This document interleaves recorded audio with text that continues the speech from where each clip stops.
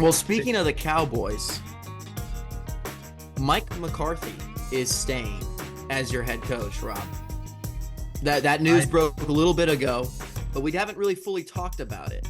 So tell us, what do you think? Do you see this franchise going to the Super Bowl next year?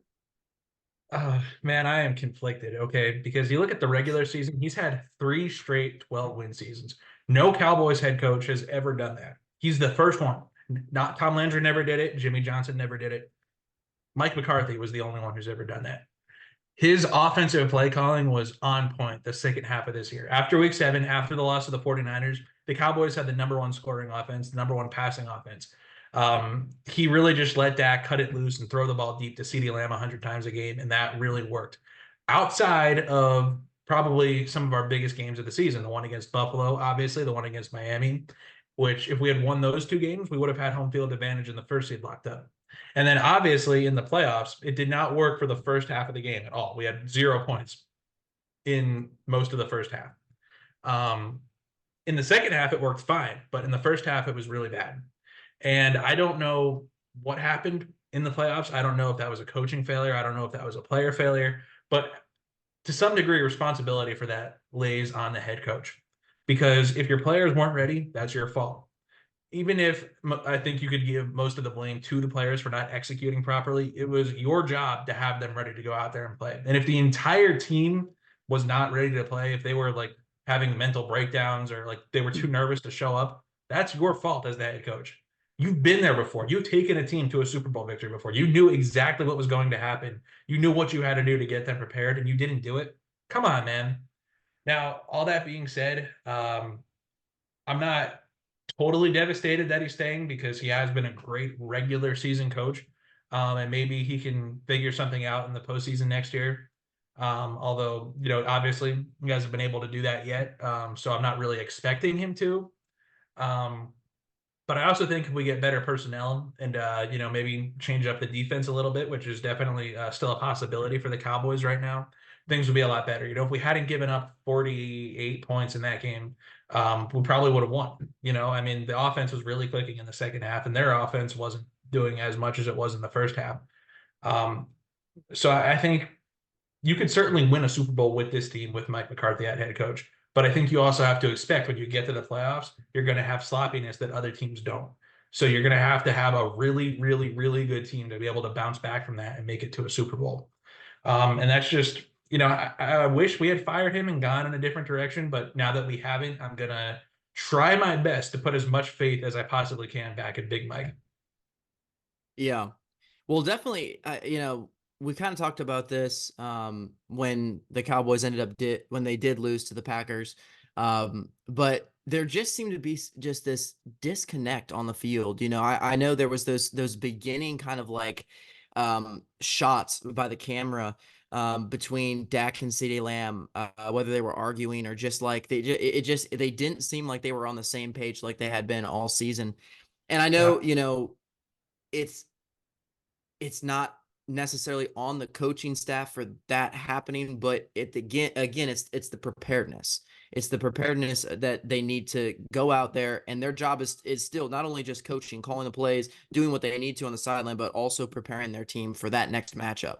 And so, I think it's definitely gonna be interesting having Mike McCarthy coming back as the Cowboys. I think they're still going to be a top team in the league. I have complete faith that they're going to continue to do good things in the season. It's the question marks really come for me when it comes to the playoffs, as you mentioned. So very interesting. And something else I wanted to ask you about too.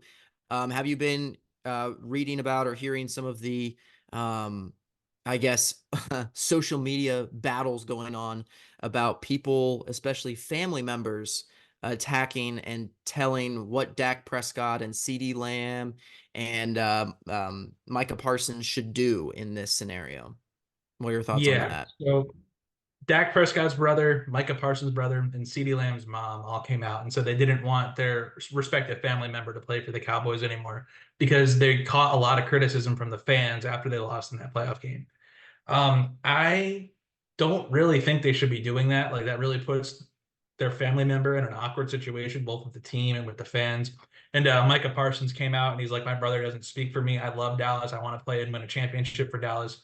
Lamb and Prescott haven't really come out and said anything yet, but it just, I don't think their family members should have said that. I can understand they were upset seeing Cowboys fans like be really mean and disrespectful to their family members. I can understand why that would make you want to say something like that. But I mean, that's a problem you're going to encounter anywhere, any team. It's just more pronounced in Dallas because there's more Cowboys fans than any other team. So you're going to see it all over social media whenever you go on there. Whereas, you know, if they were playing for some like less noticeable team or less watched team, then, you know, it probably wouldn't be as noticeable. I think criticizing, especially Micah Parsons or CeeDee Lamb, they both played really well in that playoff game against the Packers. I know the box score doesn't look great, especially for Micah, because he didn't have any sacks or anything. But if you go back and actually watch the game, he was destroying the offensive line whenever he was matched up, one-on-one especially. But he even beat some double teams. He was still Micah Parsons. He played the run really well. It's just Jordan Love got the ball out so fast. He had wide open receivers all the time. It didn't matter how well Micah Parsons was playing when the secondary was playing as badly as they were. CeeDee Lamb, again, was amazing. He caught pretty much everything that came his way, had over 100 receiving yards, even in a losing effort. Dak Prescott, now he definitely deserves some criticism. That pick six he threw probably is what lost us the game. Because if you figure we go score a touchdown on that drive and then you subtract the touchdown from the Packers score, have like a 14-point swing, that would have put us at 46. And it would basically have been a tie game in the last 2 minutes there instead of the Packers having a 2-score lead. So that Dak Prescott definitely deserves some criticism for the way he played. But that doesn't erase the fact that he had an MVP caliber season all year long. Although he did seem to shrink in like the biggest moments against the best teams, like Dolphins, the Bills, and obviously the Packers in the playoffs. So that does raise some questions about Dak.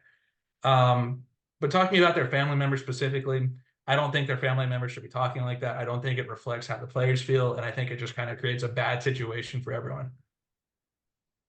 Thank you for joining us on the Red Zone Rodeo podcast. If you like football and you like having fun, come on down and subscribe and check out our channel for more videos like this one. No ifs, ands, or buts. This is the best place for your football news.